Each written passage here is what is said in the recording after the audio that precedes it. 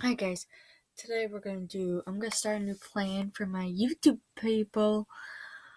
It is called The Freedom of Limitation, Living Inside God's Box by John Andrews. So I want to do this because a lot of people want to limit yourselves. And so yeah. So I'm going to read the devotional. The Fantasy of Limitless Living. So many want to accept the idea that there are no limits in life and that any box that exists is simply the product of our imagination, an inconvenience that can be easily removed. But this idea is more product of positive psychology and biblical theology. It's powerful and looks attractive, but it threatens to be a cloud without rain for millions of people who want to attain the reality of limitless living. The only prize at the end of the rainbow will be disappointment, disillusionment, and discouragement. There are three recurring myths which don't stack up against biblical anyone. We live in a box of personality. Our unique, special personality. Our unique, special individual. There is no one in the whole of human history that has been or will be like you. Yet we try to escape who we are in order to be someone else. We expand in immense levels of energy to cover, hide, dress up, and change ourselves. Yet the reality we cannot escape who we truly are. God is not afraid of who you are. In fact, we delight in your unique personhood. Okay. Myth number 2, I can do anything. One of the worst things a person can be told is that they can do anything they want, especially when their design and gifts suggest otherwise. Instead of trying to do anything, what might happen if we concentrate on the things we can do and the opportunities that are before us, many are trying to escape the box of gifts, aspiring to use gifts they don't have for tasks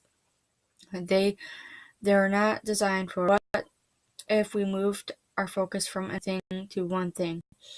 Myth number 3, I can go anywhere. This anywhere is not geographic, but one of the purposes means moving in the direction God has designed for us and doing the things we were meant to achieve. David concluded, all the days ordained for me were written in your book before one of them came to be. Psalms 139:16. David understood that he was just fearfully and wonderfully made, but he was made for a purpose, and how he was made was inextricably linked to why he was made. David's identity was linked to his destiny, who was connected to why he was here. Don't miss your moment by pursuing the myths. Okay, so I'm not gonna read it, but I'm gonna have them read it. Where's the interview?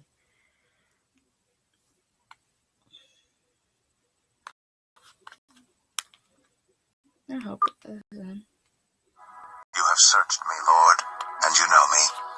You know when I sit and when I rise. You perceive my thoughts from afar. You discern my going out and my lying down. You are familiar with all my ways. Before a word is on my tongue, you, Lord, know completely. You hem me in behind and before, and you lay your hand upon me. Such knowledge is too wonderful for me, too lofty for me to attain. Where can I go from your spirit? Where can I flee from your presence? If I go up to the heavens, you are there. If I make my bed in the depths, you are there.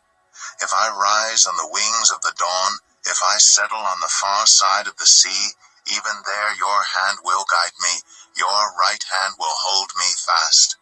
If I say, surely the darkness will hide me, and the light become night around me, even the darkness will not be dark to you. The night will shine like the day, for darkness is as light to you. For you created my inmost being. You knit me together in my mother's womb. I praise you because I am fearfully and wonderfully made. Your works are wonderful. I know that full well. My frame was not hidden from you when I was made in the secret place, when I was woven together in the depths of the earth. Your eyes saw my unformed body. All the days ordained for me were written in your book before one of them came to be. How precious to me are your thoughts, God. How vast is the sum of them. Were I to count them, they would outnumber the grains of sand. When I awake, I am still with you. If only you, God, would slay the wicked. Away from me, you who are bloodthirsty. They speak of you with evil intent. Your adversaries misuse your name. Do I not hate those who hate you, Lord, and abhor those who are in rebellion against you? I have nothing but hatred for them. I count them my enemies. Search me, God, and know my heart. Test me, and know my anxious thoughts. See if there is any offensive way in me, and lead me in the way everlasting. So that was Psalms 1 second. That was Psalms 139, 1 through 24. And that is it for day 1 of 7 parts. So I will see you guys tomorrow with number 2, which is called Even Jesus Had a Box, the Physical Box.